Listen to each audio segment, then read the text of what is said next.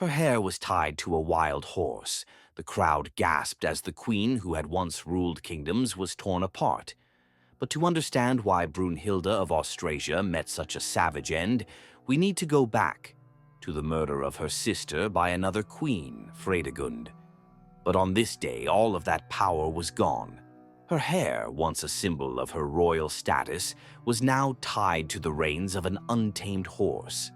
What came next was an execution so brutal, so theatrical in its horror, that it has echoed through the centuries as a chilling lesson in political vengeance. This gruesome end, however, wasn't the beginning of her story. It was the climax of a life defined by staggering ambition, a bitter 40-year feud, and an unbreakable will to rule. To understand how such a formidable queen met a fate more brutal than you can imagine, we have to go back to the beginning of her epic and bloody reign.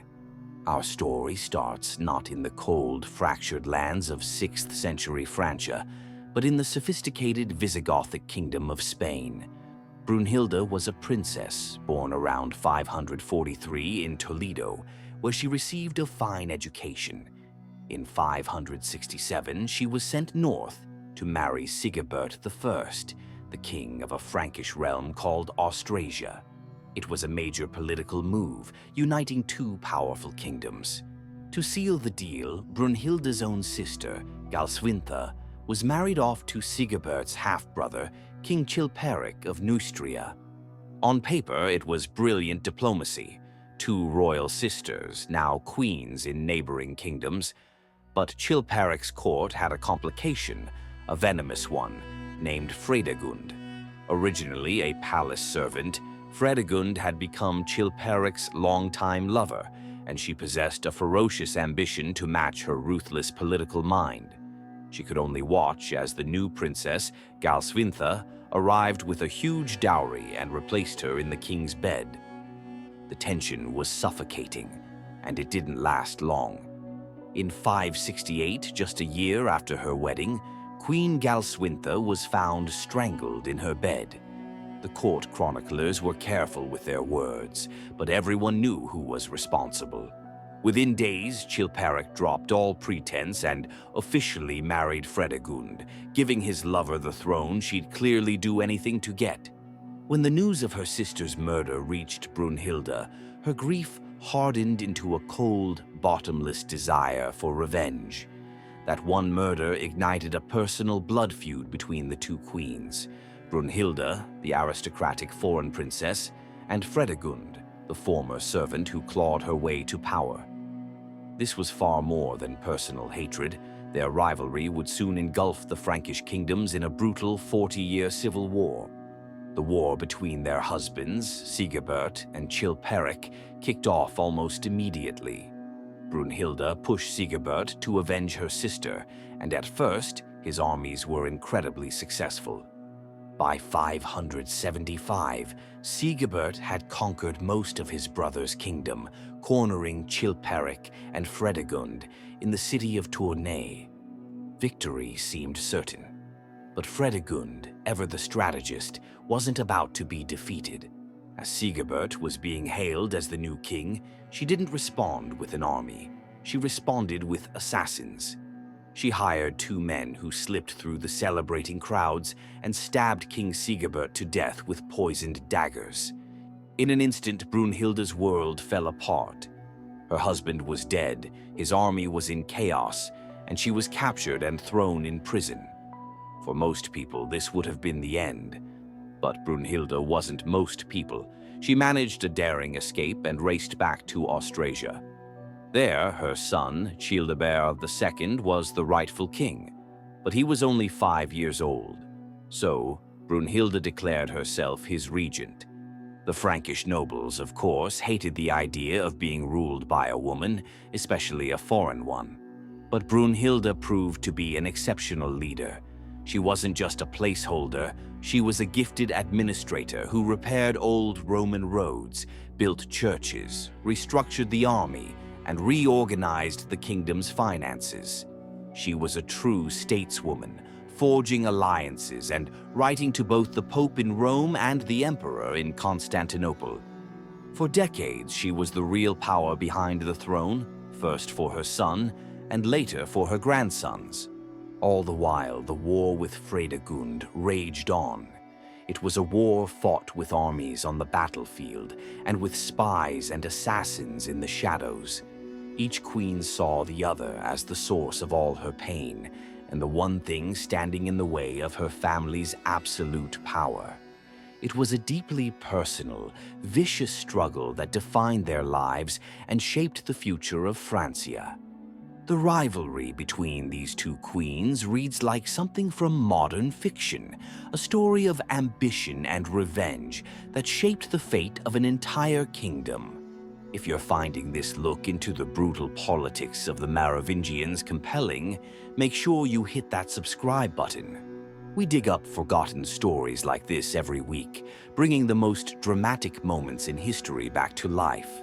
In 597, Fredegund died peacefully of natural causes, having secured the throne of Neustria for her son, Clothar II. You might think the feud would die with her, but it was buried too deep. The hatred had become a legacy, passed down to the next generation.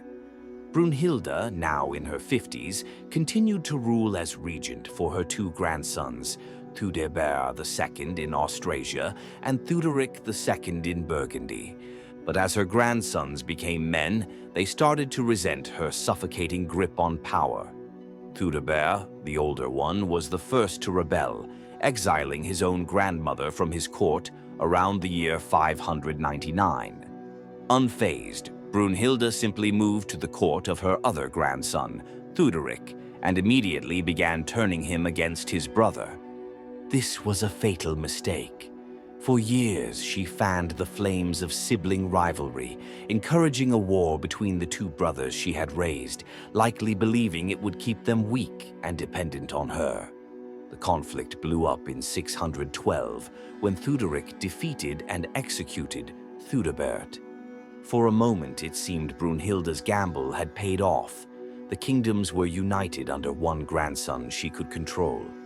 But just a year later, Theuderic also died suddenly of dysentery.